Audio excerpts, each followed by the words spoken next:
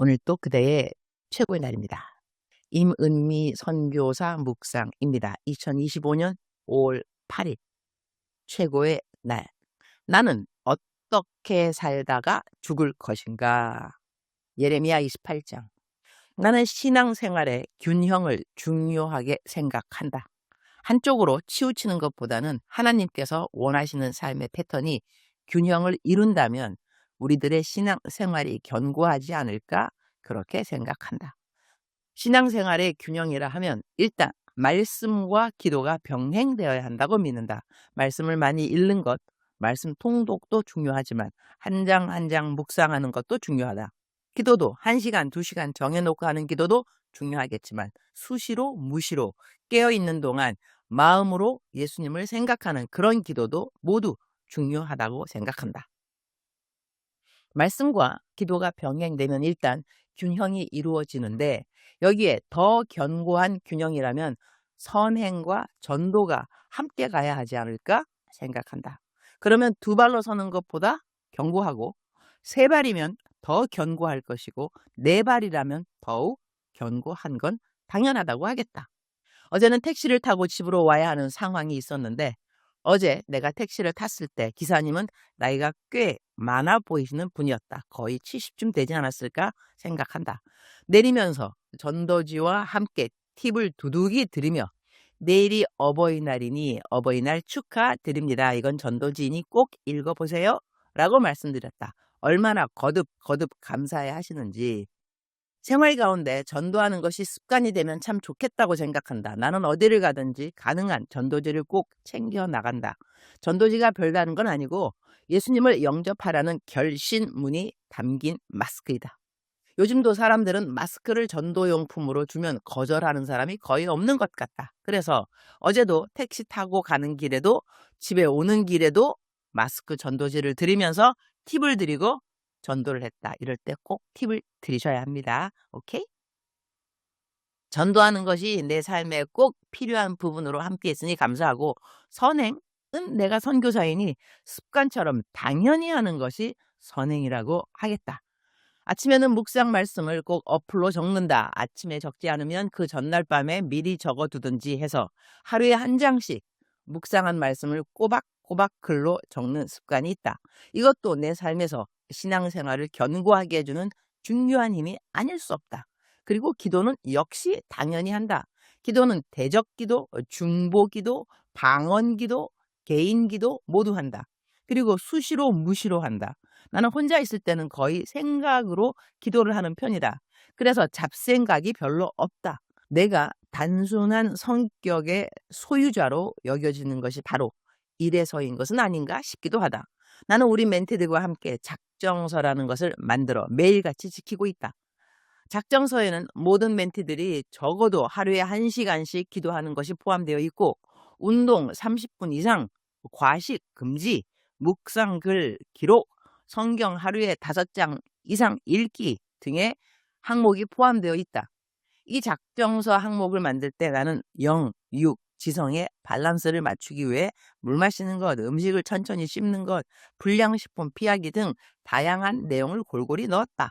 나는 이제 60이 넘었기 때문에 근육 운동도 중요하다고 생각해서 예전에는 유산소 운동만 했지만 요즘은 꼭 근육 운동도 적어도 10분씩 하게끔 내 작정서에 넣어두었다. 나이가 들수록 육적인 건강이 영적인 건강에 아주 중요하다는 것을 절실히 깨닫게 되었다. 어제는 작정서 100점을 맞기 위해 모든 항목을 다 잘 지켰다.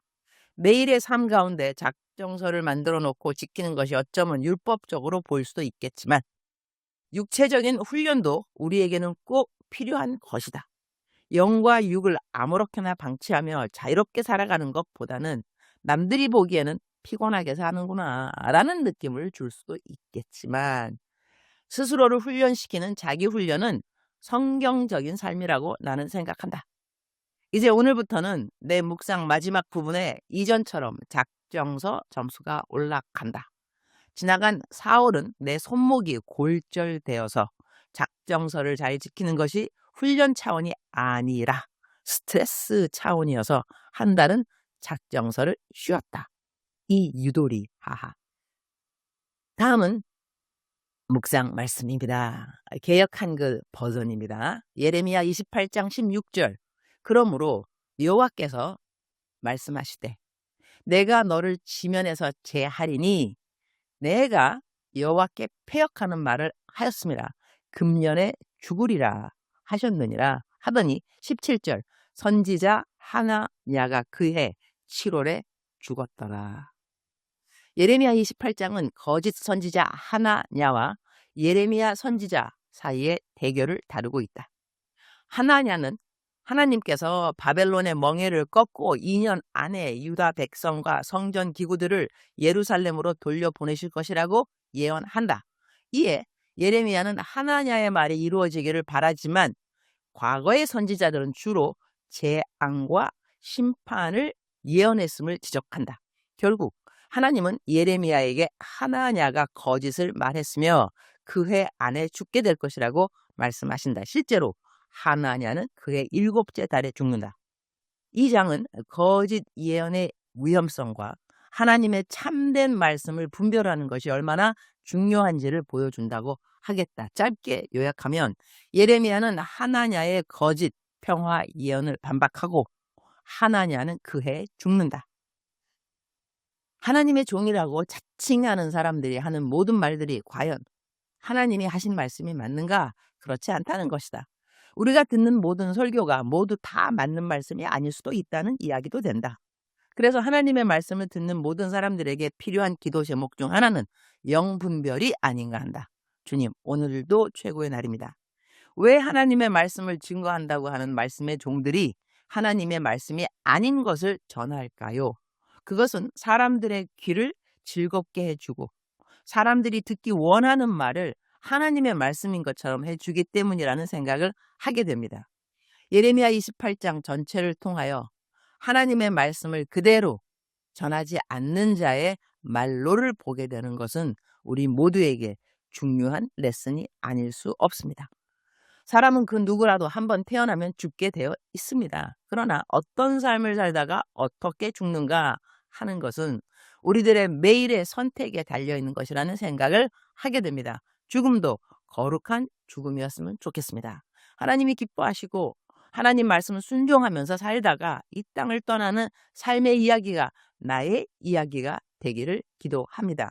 하나냐처럼 하나님을 거역하고 백성들에게 거짓말을 가르친 거짓 종의 말로를 통하여 나의 죽음을 주님 보시기에 기쁜 삶으로 준비하며 살아야 함을 깨닫게 되어서 감사드립니다.